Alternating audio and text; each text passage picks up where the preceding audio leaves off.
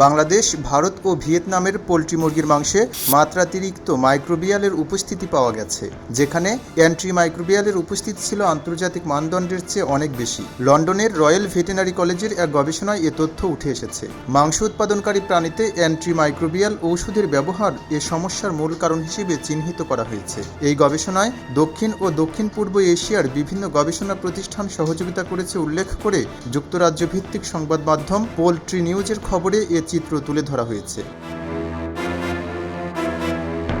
গবেষণার অংশ হিসেবে 2021-22 সালে বাংলাদেশ, ভারত ও ভিয়েতনামের 558টি মুরগির বুকের মাংসের নমুনা বিশ্লেষণ করা হয়। নমুনা পাঠানো হয় সিঙ্গাপুরের নানইয়াং টেকনোলজিক্যাল ইউনিভার্সিটিতে, যেখানে 69 ধরনের ভেটেরিনারি অ্যান্টিমাইক্রোবিয়ালের উপস্থিতি পরীক্ষা করা হয়। পরীক্ষার ক্ষেত্রে মানা হয় ইউরোপীয় ইউনিয়নের মানদণ্ড। মাংসের নমুনার একটা অংশ নেওয়া হয় বিক্রয় কেন্দ্র থেকে, বাকিটা নেওয়া হয় ফার্ম থেকে। ফার্ম থেকে নেওয়া মুরগিগুলো বিক্রির উপযোগী ছিল। গবেষণায় আরও দেখা গেছে, বেশ কয়েকটি নমুনায় অ্যান্টিমাইক্রোবিয়ালের উপস্থিতি ছিল নিরাপদ সীমার চেয়ে বেশি। কিছু বিক্রয় কেন্দ্রের 3.7% থেকে 8.6% নমুনায় নিরাপদ সীমার চেয়ে বেশি অ্যান্টিমাইক্রোবিয়াল পাওয়া গেছে। 2021 থেকে 2022 সালে ইউরোপীয় ইউনিয়নের দেশগুলোতে এই হার ছিল গড়ে 0.05 থেকে 0.09%।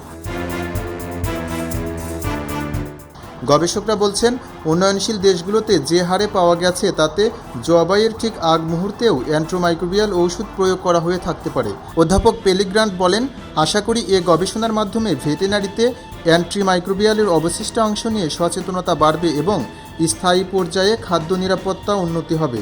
ওয়ান হেলথ পোল্ট্রি হাবের মাধ্যমে এ গবেষণায় অর্থায়ন করেছে UK research and innovation global challenge research fund.